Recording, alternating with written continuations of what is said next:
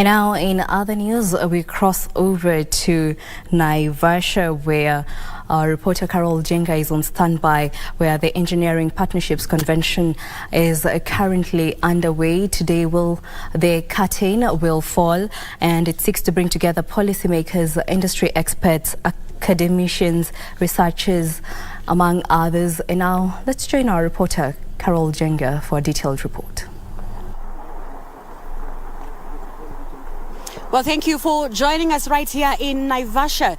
The 4th Engineering Partnership Convention has come to a close, and several resolutions have been made. And to expound more on this, I'm joined by the Principal Secretary for Roads and Transport, who will brief us on some of the resolutions that the Engineers Convention has made, and also take into account what President William Ruto said when it comes to tackling global emerging issues in the engineering world. Bona PS, thank you for joining us. Thank you very much. I'd like to know, summarize for us the Engineering Partnership Convention and also some of the resolutions that you have made. Thank you very much, Madam, for this golden opportunity for us to be on live in KBC, which is our favorite channel in this country. One, we are very excited that you are the people who have covered us live.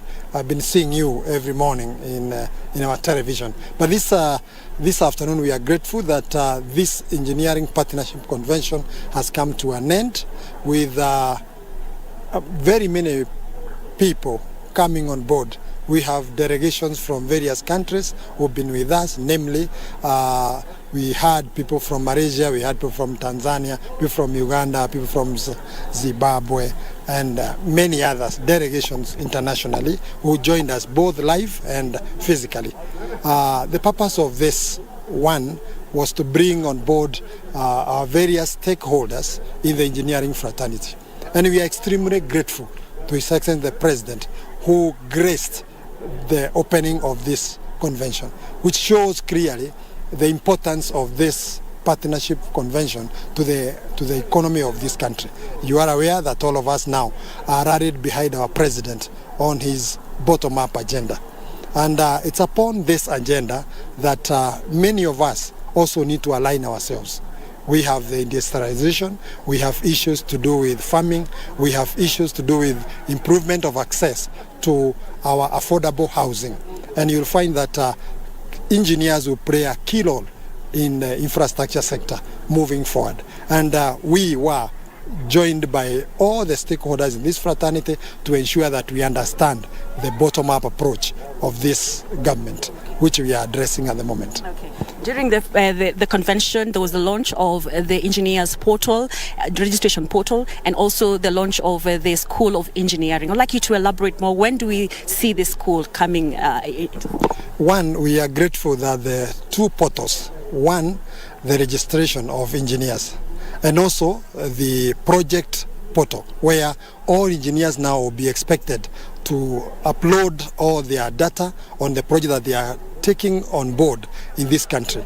And any client can now, at a touch of a button, from 1st of July, be able to address the issue of confirming whether the engineer he's calling an engineer is an authentic engineer. That's one.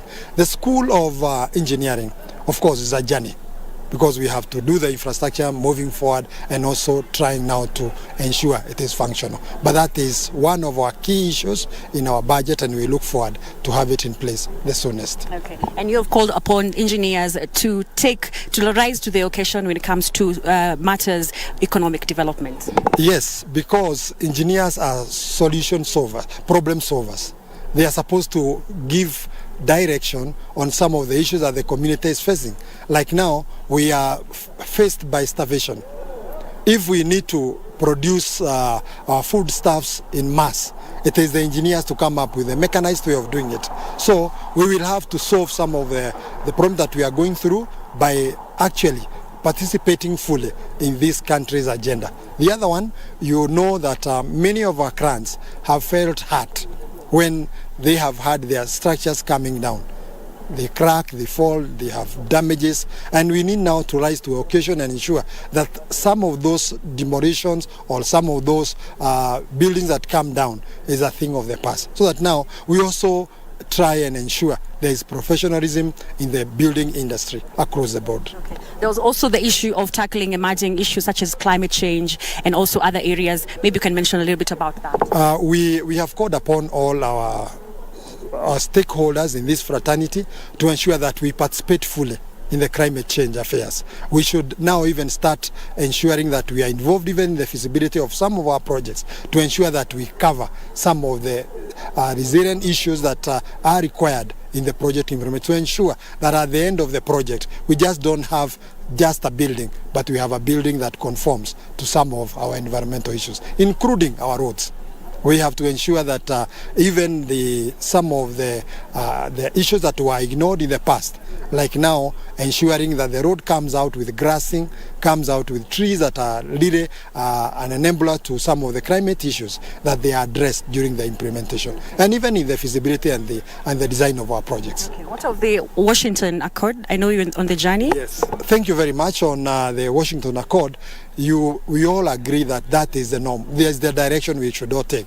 We need our engineers to be recognized internationally, and going by the move that now the EBK has taken, we need to have Kenya moving to the Washington Accord, being credited to the Washington, so that now our engineers internationally can be recognized and they are able even to access jobs across the board, so that now when they apply for consultancy in other countries, they are credited and they can be accepted fully. Thank you, Bonapiers. Yes. Okay, that has been the Principal Secretary for Roads and Transport speaking to us about the Engineering Partnership Convention, which has just come to a close. It was a 3-day convention where engineers from all over the world, all over the African continent came here, converged here to talk about engineering matters. Back to you in studio.